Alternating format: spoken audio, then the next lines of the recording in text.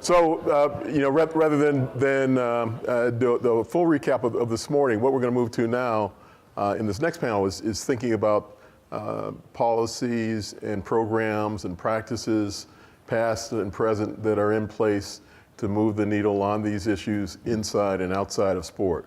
How well have we done? What else can we do? Those sorts of reflections. And again, you start putting questions in now if you want to. It seems like people have figured out the Slido operation.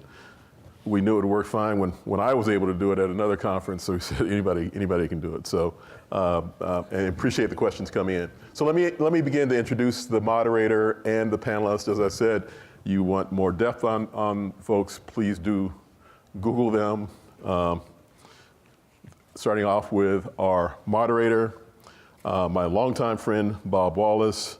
He is a partner at the Thompson Coburn law firm in St. Louis, former executive VP of the St. Louis Rams. Doesn't have it in his bio for some reason. His life in football started off as a ball boy. Is that correct? So, somebody was saying in the earlier panel, how'd you get to the top? Well, he started at the bottom, and there he was. After a great career in the business of about 30 years, including time with the Philadelphia Eagles, and including two Super Bowl championships with the Rams, so you can understand what period of time that was when that success was taking place. So Bob will be our moderator. The first panelist will be Vince Pierson. He's the Director of Diversity and Inclusion for minor league baseball. I think I met Vince when he was a student at the great University of Central Florida program.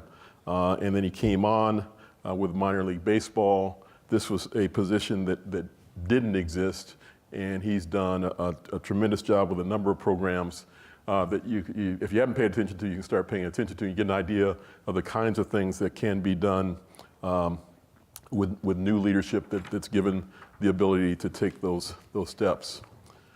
Next, Diahann Billings-Burford.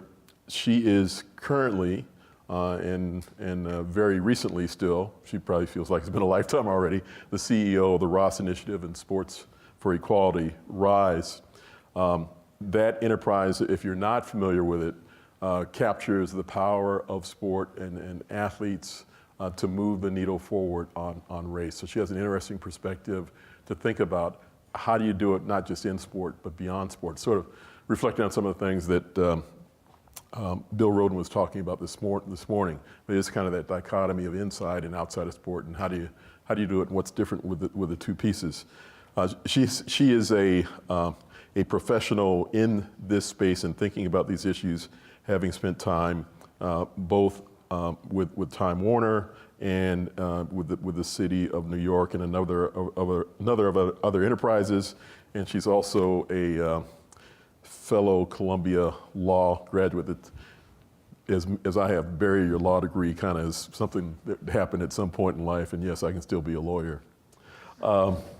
Next is Mike Haynes, bringing him back to his college home. As you can see, great success as a player. I first met Mike and got to work with him when he was working at the National Football League in some of the first programs, thinking about how do you help athletes to the next step. Some of the first programs focused on business management and entrepreneurship for players that the league and the union helped to co-sponsor. He has also worked with Callaway Golf, and he has been deeply engaged, and we're having a lot of conversations now about issues related to retired players. So that's another important issue, and think about the power that retired players have to continue to move the needle and stay involved after the time that they play. And then finally, another good friend, there's a pattern emerging here, Cyrus Mehri of Mehri and Skalet PLLC, the founding partner, and also he's the co-founder of the Fritz Pollard Alliance. I first met Cyrus as the Fritz Pollard Alliance was getting underway, the enterprise that was formed by Cyrus and the late, greatest lawyer of all time, Johnny Cochran, that really initiated and put forward the Rooney Rule with the NFL. And I met Cyrus. There had been an ironic kind of similar gathering of players in baseball some years before. And I don't remember how we first made the connection. We started talking about that and the similarities. And Cyrus being the great lawyer and me the mediocre one, Cyrus was able to have a vision about an affinity group and the power an affinity group could have to move an organization, which he had done before with successful lawsuits in this discrimination space against Coca-Cola, which resulted in a $192 million settlement, and a number of other settlements in that space, including Texaco for $176 million. So it seems that organizations want to have a conversation with Cyrus when he wants to talk with them about problems they may be having. So let me bring the panelists up, and we'll have this next discussion.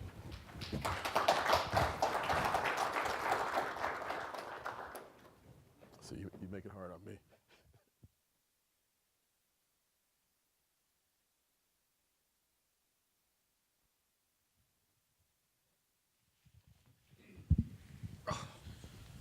Thank you, Ken, very much. Pleasure to be with this fine group of people. And we kind of had a preliminary meeting, phone call one day and talked about it. I said the first question that I was going to ask, and I'll just start down there with Mike, and is in the last 2 years, tell us what issue you think is important, and then what issue do you think will be important as we go to 2019 in this space. Thank you. First, let me say I'm really glad to be here and glad that be on this great panel with all these very educated folks. And for me, the last 2 years, I'd have to say I'm concerned about retired player issues. The pension for retired players. I'll be 66 this summer. Just turned, just became a member of a board called the Pro Football Retired Players Association. And so I talk and think about retired player issues all the time. So most of my conversations with the folks, if I run into you in this room, I'm sure it came up. And it's real dear to my heart. It's something I do. I guess I'm a consultant. I do a lot of different things now in helping companies, but my passion is players. When I think back in college and got my college degree, and everybody would say, you can't play football forever. You're gonna have to do something after football. Well, what I realize now is they were only right about I can't play football forever. I could have stayed in football forever. But because I thought I had to get totally out of the game, away from football, I did a lot of other things too in my life. But my wife is constantly reminding me to stay in my lane. And I'm trying to do that now. So I'm excited about being on this panel. Thank you. It's funny, when you said you were 65, several people's mouth dropped to the floor. Said, damn, he looks good for 65. And maybe you could still play at this. No, I could not play. Well, he had put on that weight that we all did. Vince, tell us a little bit about minor league baseball and some of the challenges and opportunities you see.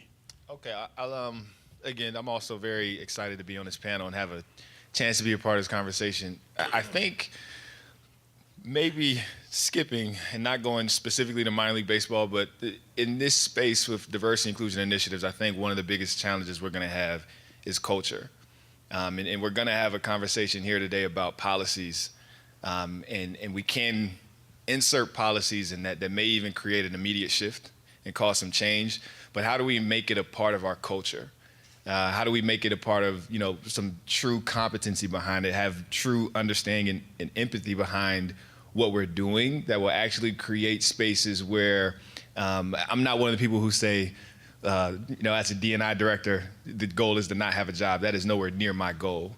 Because I want to, one, stay employed, but two, I think that we're always going to have, as culture shifts, we're going to need someone who has a pulse on that and who's, keeping the organization aware.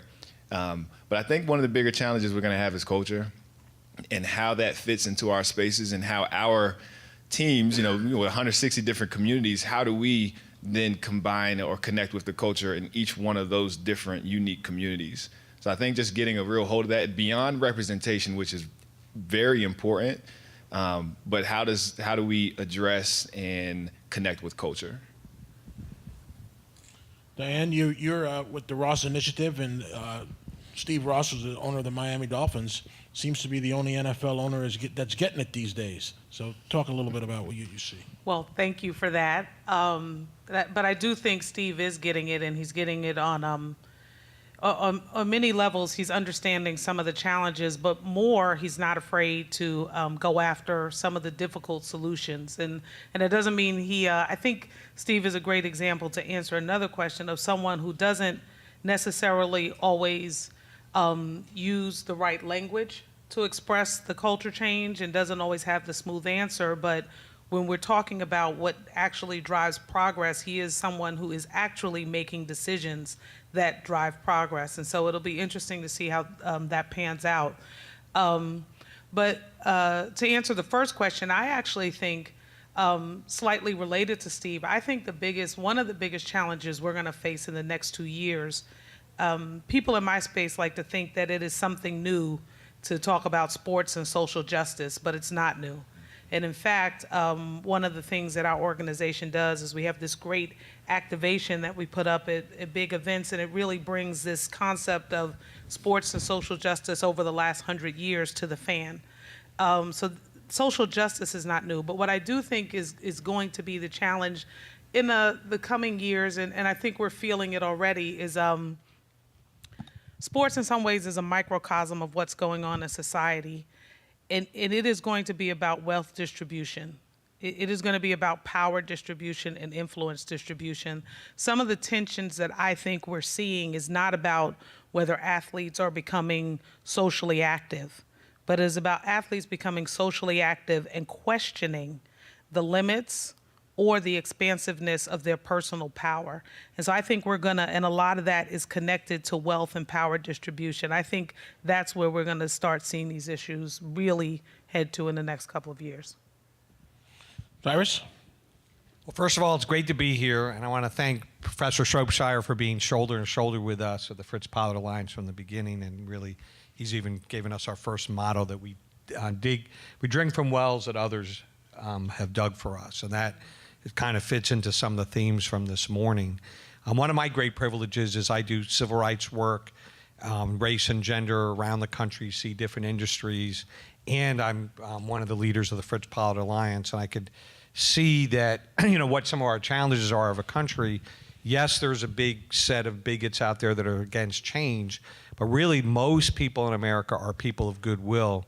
And what we have to do as activists and leaders is really show them the way where they could create the change. Because one of our biggest enemies is inertia and people just going along and doing what academics call symbolic compliance, just checking the box. So one of the tools out there that we've been champions of that everyone knows about is the Rooney Rule.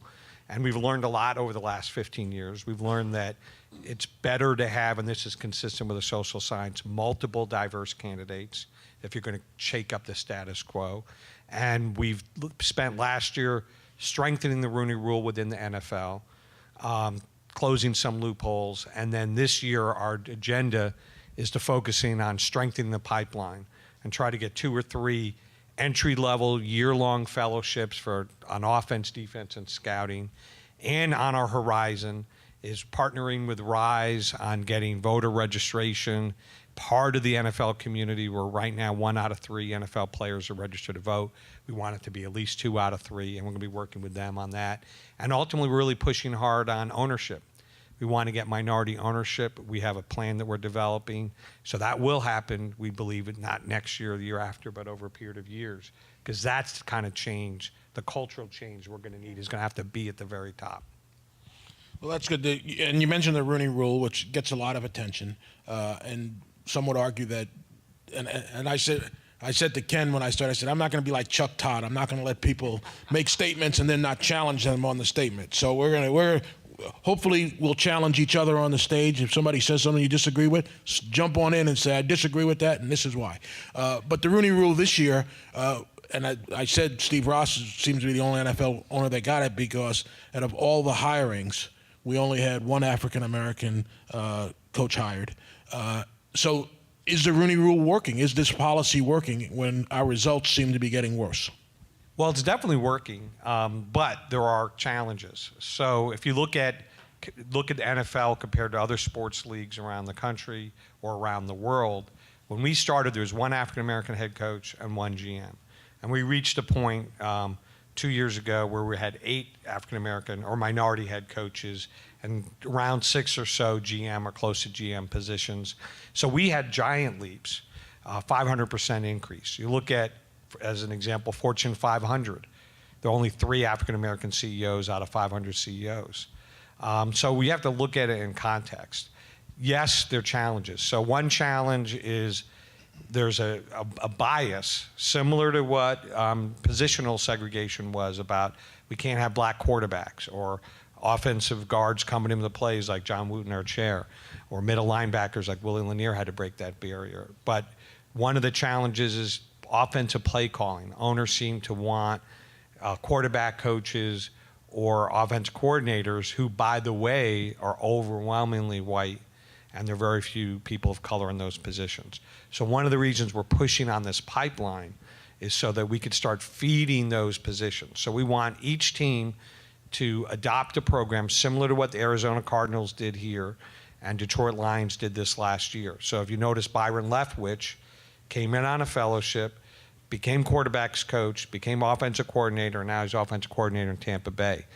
And he's a person of color. And those kinds of things are what we're going to be pushing for to create the kind of long-term change. So one of the biases you see is what you might say is a criteria bias. Like, what are the criteria the owners are using? Right now, they happen to be using a criteria that creates a headwind against our members. So we got to partly increase their awareness. If you heard like what Sean Payton did an interview yesterday, the head coach of the Saints, who's Caucasian, he said, look, the owners got it wrong this past cycle.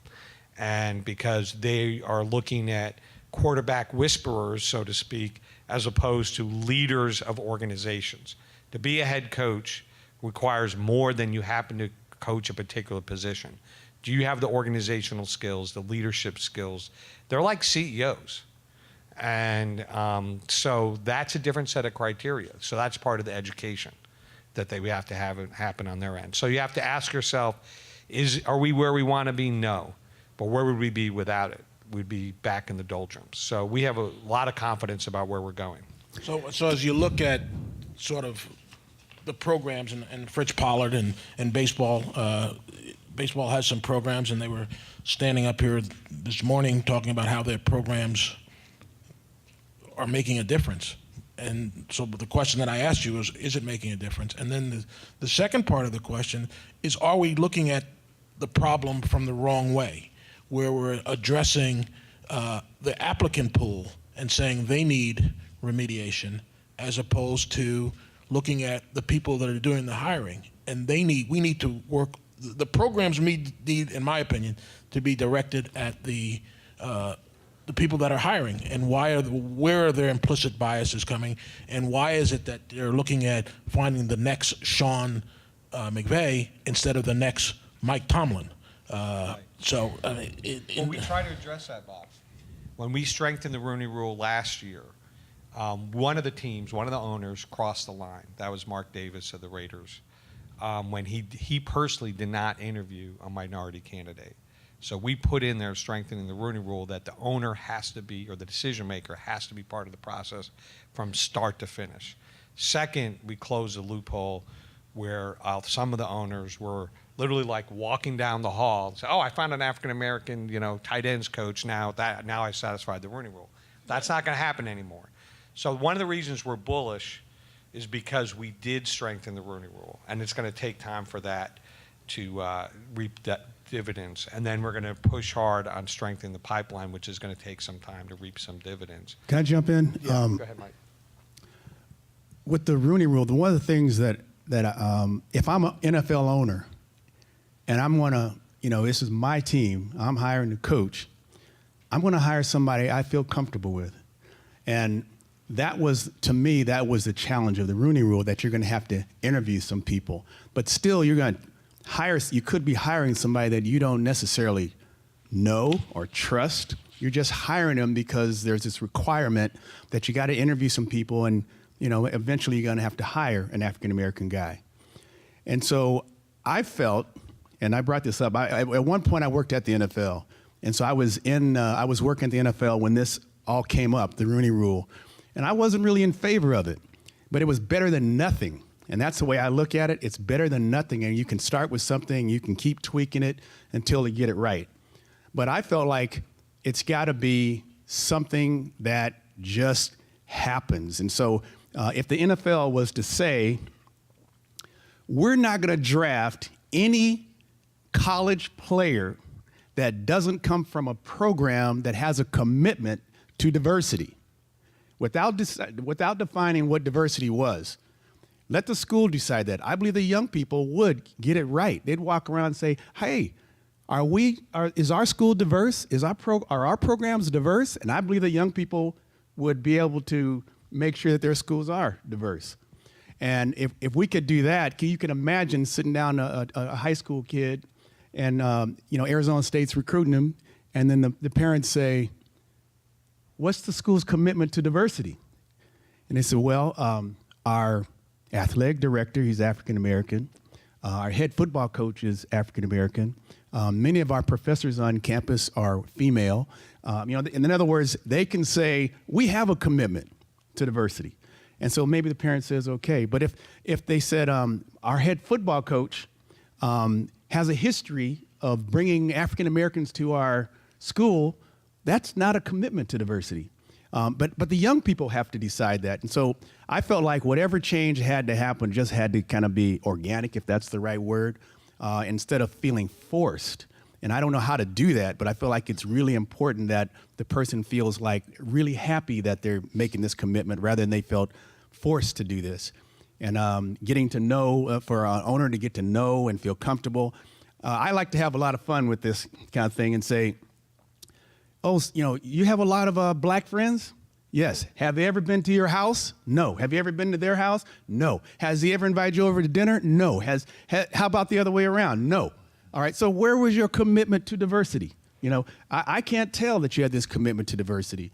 And until we get to the point, I think, in sports where everybody feels comfortable, like I think one of the other speakers was up talking about in Europe and some of the challenges they have there as well.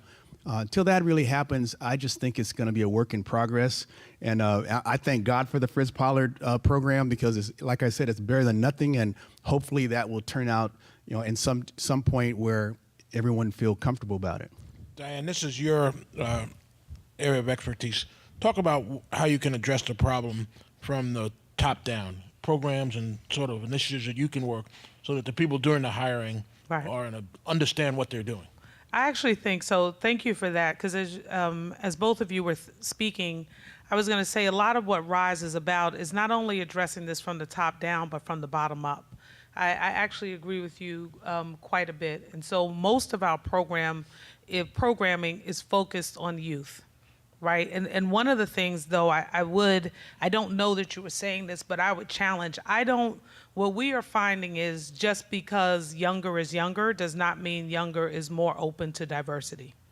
And it certainly does not mean younger people are more open to inclusion, right? Just like with us, it is something that it has to be presented, it has to be thought about, it has to be put in front of them. I think when it's put in front of them, they definitely respond to it a bit better than some of us who are older, but it still has to be intentionally put in front of them. So a lot of RISE's programs, for instance, this year with the Rams, although they're not in St. Louis, but that being said, we did RISE with the Rams this year, and it was a program where we took the football team from a predominantly white, quite honestly, conservative, Republican, Oaks Christian Academy near Malibu, and an inner city school, Morningside. We brought them together every week for 10 weeks. Rams hosted us. Sometimes they gave extra incentives for the young men, but with our curriculum, and had them together talking about issues of identity, diversity, inclusion, implicit bias. Because if you don't start having these conversations, we don't really think you end up with adults that are really That are processing and are really evolved. And so we can honestly say we do a lot of evaluation from programs, and that's now one of our signature programs that we're going to roll out across the country. The young people are literally able to identify that they were unaware of certain things, and now they are. Like they are aware that they might say, oh, I have black friends, but my black friend has never been to my house. And so what does that mean? And more, for any demographic, it's about identifying yourself. How do you identify you? What matters? And then that's what you should be making relationships and connections on. So we do that work with young people, but we also at Super Bowl and at other high-level events do that work with a lot of the leadership. And as you could imagine, having discussions about power and influence. It was interesting at Super Bowl, Ken was there. We had a couple of NFL owners, a couple of executives, some people from the media, and even in that place, having them go through exercises connected to identity and power and influence, having them take what we call the civil rights walk and looking at the work of Martin Luther King and thinking about that in light of their roles and the power and influence they hold. I think to your point, I agree, we have to do all of that, even as we need the Rooney Rule to push right now, but we need to be creating this culture and these mindsets where we will maybe need them less, maybe. Vincent, minor league baseball, you've rolled out a couple of interesting programs to help with your pipeline. You want to talk a little bit about that? Yeah, I'll start. I had a few thoughts as well, so I want to share that. I remember the Rooney Rule. I think the first time I heard about it, I was doing my undergraduate work at Virginia State University, and I've always appreciated its intentionality, how intentional it was. So, sitting back and we can review whether or not it's working, I think it's intentional, it's in place, and it's something that can be revisited, repositioned, and we can gauge its effectiveness. And you can legislate, you can't legislate change to culture, but you can legislate change to behavior, and I think that's what the Rooney Rule tries to do. And now we have folks who can be trusted in positions to reposition that, which is something I appreciate, especially because beginning in minor league baseball, one of the first things I heard is that we will make no mandates. I literally could not do a Rooney Rule in minor league baseball, which I don't think is a bad thing, but it is a thing. It is a thing that I'm very aware of. In minor league baseball, we have a lot of programs to influence our recruiting and pipeline efforts. The field program was created as a way to be intentional about engaging women and racial minorities and bringing them to minor league baseball. We don't have the same appeal as the National Football League or NBA or a lot of our peers in the professional sports space. And what we identified is we had 25 students in our first program who were sport management majors who had devoted their student loan debt to pursuing a career in sports. And 19 of them had never been to a baseball game. Huge gap in terms of engagement. So not only is there a lack of awareness, they've never even been to a game. So we could say that the population is not interested, they don't know, they don't experience. And that's a gap that we have to be intentional about closing. The field program helps us do that. Our College Speaker Series program, we go out and visit historically black colleges and universities, but we also get on campuses like Florida State University will be going to later this year or later this spring.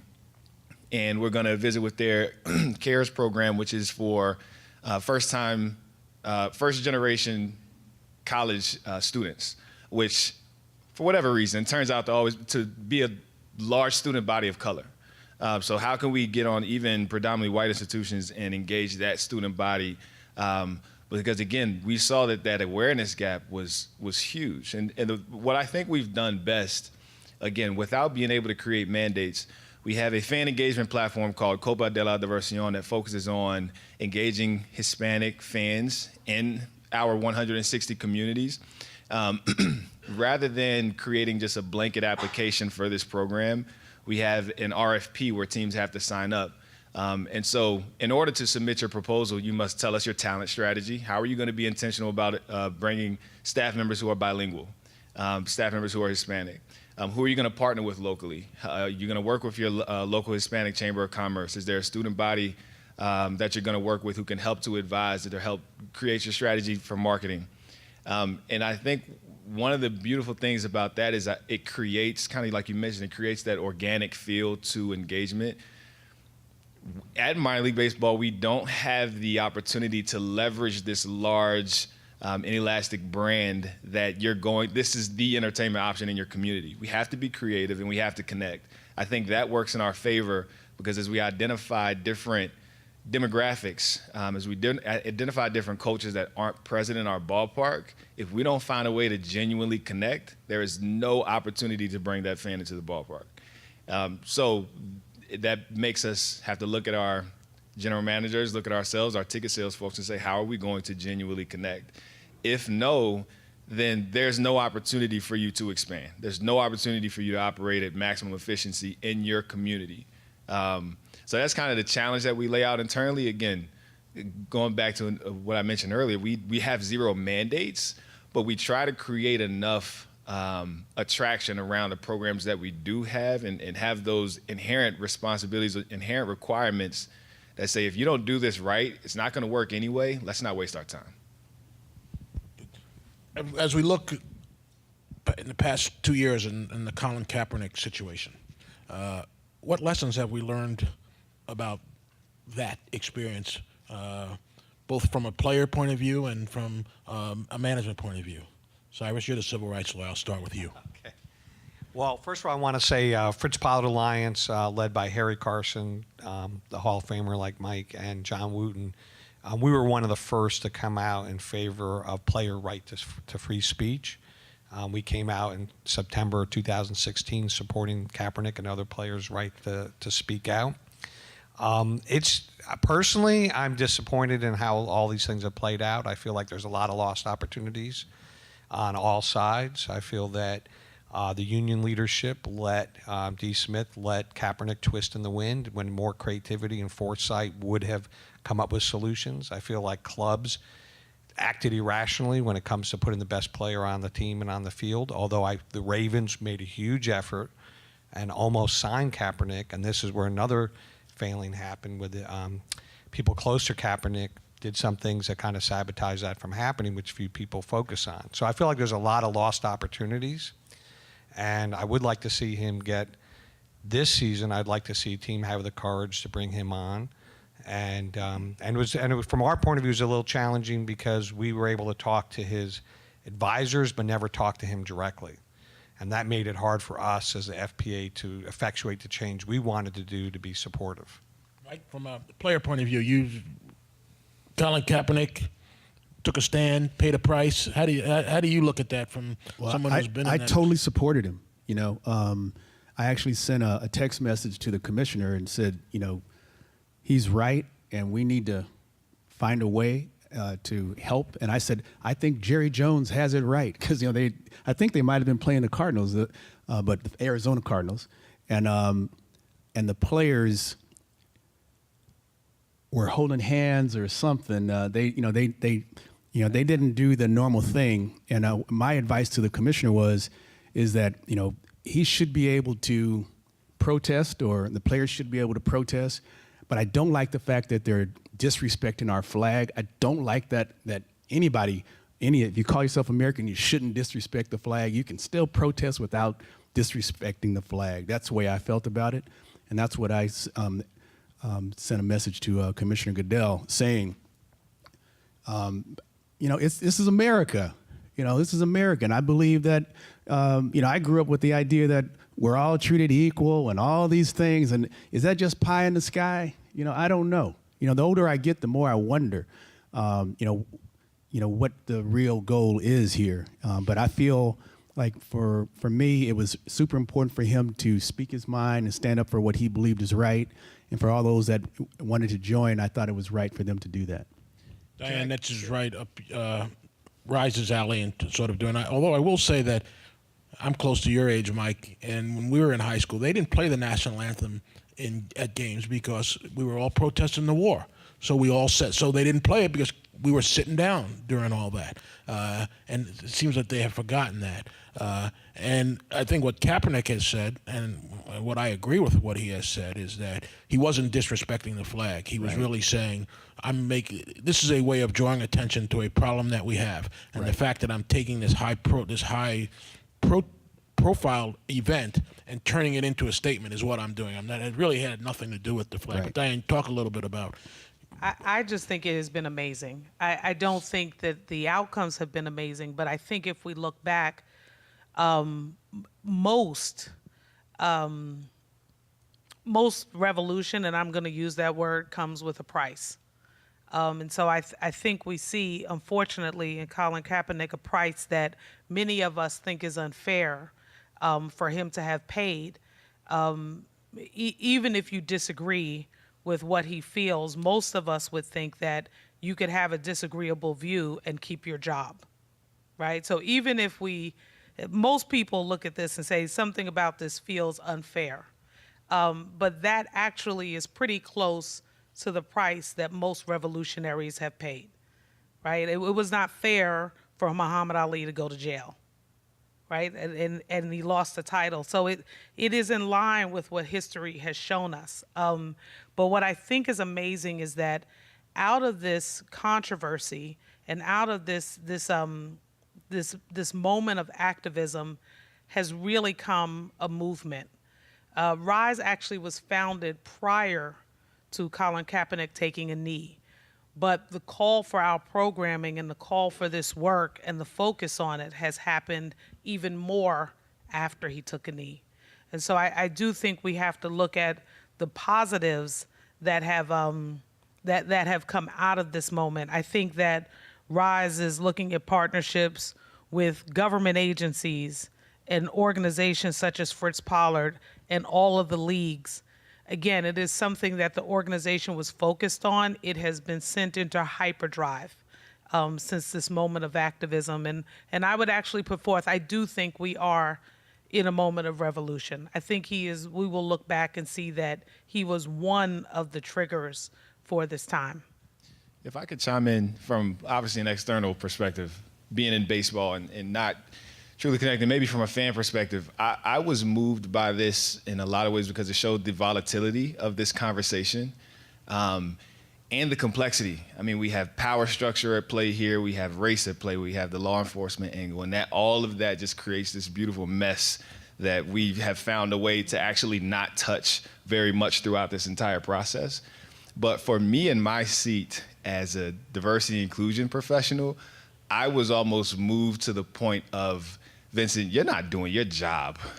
If you're not making people that uncomfortable, you're actually not doing your job. If you're not challenging people, and I sit in boardrooms, a few times a year where I hear sentiments that perhaps I should challenge, but again, we talked about strategy, and try to play the long game, but I was really moved by it in my seat as a diversity professional who's being called to create this type of change.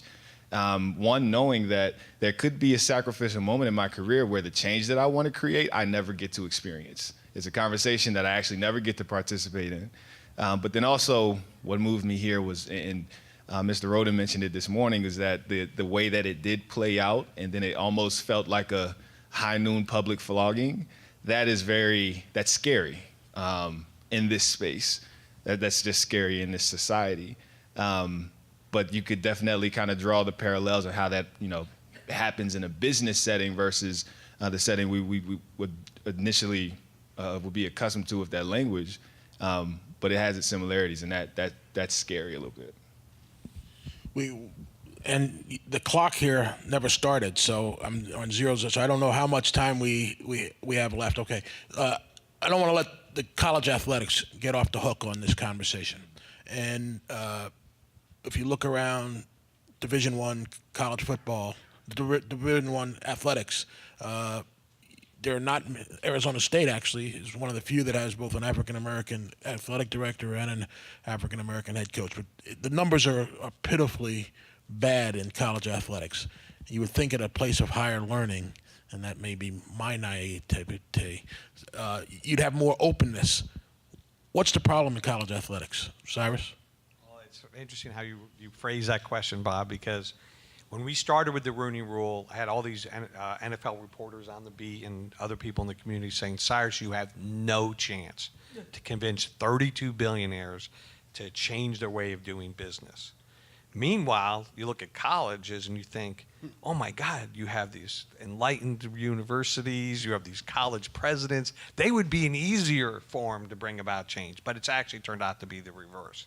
Colleges have lagged behind the pro level on the issues of diversity inclusion, and like the statistics you mentioned, there's very few African American head coaches, athletic directors, very few women athletic directors. So, and interestingly, the research that we rely on comes out of academia. So I think there's a lack of leadership. We have not seen the NCAA, for example, we've petitioned them, advocated with them, own the issue. You got to like own an issue. Someone has to be responsible. There has to be accountability to drive change, and they have never quite done that. And so I think colleges are going to continue to languish until someone steps up and says, I own this. I think it's interesting in our work. We've surveyed now approximately 5,000 college students, and it's stunning because if you look at, to your point, not only are the college athletic leadership not so diverse, the college athletes in general, right? If you look at it across the board, there are far more white men than people would think because we're thinking primarily of professional sports. And so we have some interesting information coming from them, even with a predominantly white male population, and I think our population skewed a little bit more female than is the average. 75% of them understand that race is one of the most pressing issues, not only in the country, but on their campus. 80% of them think they need to do more, right? And then about that same amount are willing to be engaged in programming to do more. So I just say it to say, I agree with you, and yet I also think on top of what you're saying, we're missing an opportunity for the college athlete to be a part of the solution. I think many of them are ready, and that transcends race and gender. And we're really not tapping into that. And Bill said today, he sort of used the Zion Williamson as an example of a player with leverage and using his leverage. Is that a realistic sort of possibility for a young 18 to 20-year-old student to take that kind of role on? I think it is. I think it is it's almost like I was saying before, I think the situation when the guy's coming out of high school, he's got a lot of power. And his parents, why should I send my son to that school? Because there's, it's more diverse. There's, get all these, well, I'm gonna go send my school, and so, but there needs to be like somebody holding everybody accountable, and that doesn't really exist anywhere. In pro football, you could say it does because, maybe, they can say they're not gonna draft a kid, but somebody said to me, well, what if they just get rid of the draft? They're already trying to figure out ways to go around it.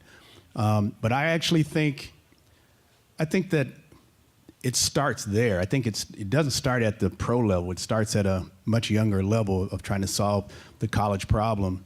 I wish they had these kind of programs that you guys are doing there. You're overseeing now. When I was coming up, we didn't have anybody to talk to on the campus, And even at Arizona State, we had Joe McDonald. He was one of the coaches. Go talk to Coach Joe, and that was really it. You didn't have any recourse, nothing you could really do. And I'm just glad to see that we have that today, and that there potentially could be solutions that everybody would be so happy about in the future. Our final question, because we're running out of time, is there have been several questions asked about, is there some sort of penalty? Is there some sort of teeth that we can put into these rules that will make people do it? Does anybody have any suggestions on that? Well, first of all, again, social science shows you can't drive change without accountability. That's like one of the number one things. So when we started with the Rooney Rule, the very first year, people may have forgotten this by now, but the Detroit Lions GM said to people, "Oh, we're going to hire a certain white coach, but hey, you black coaches come in and we'll show you around the facilities." And luckily, our guys said, "No, we're not going," which forced the league under Commissioner Tagliabue to issue at that time the largest fine in the history of the NFL. What was it? It was at that time it was $250,000. Numbers have gone up probably since then. But for on one person, that's Just a to lot of money. interject, Yeah. that's my other boss. I tell people I work for the wokest older white men ever. Okay, go ahead. Yeah, okay. So then, this 2 years ago, we felt the league should have stepped in and done something after the Raiders situation. But to their credit, and the commissioner in particular, took to heart our critique of what happened. And this past year, when we strengthened the Rooney Rule, he made it very clear to the owners that if you cross the line, there will be the hammer's coming down. So we feel like the enforcement piece is back in there for the Rooney Rule, but I think for any kind of social change, someone's got to own it, someone's got to be responsible, and someone's got to hold someone's feet to the fire for it to work. If I could add, I think one of the things we focused on is the other side of that equation and creating reward. So we got 160 teams, that's 160 competitors. So if we have some type of D&I, pat on the back, then everybody wants it. But I do think that a penalty would be a missing element to actually moving that forward as well.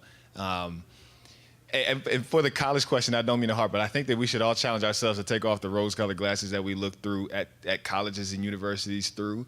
I personally feel like that's probably one of the most corrupt spaces in the country, not just for the athletic side, but colleges in general. Maybe I get in trouble for saying that, but I'm sitting up here with 6 figures of student loan debt, and I have no law degree or nothing like that, and that to me just doesn't feel right. But I think that there's a lot of attachments in the college space that there's a bit more corruption in because they're supposed to be this beacon of liberal society that we just look at it like it's not.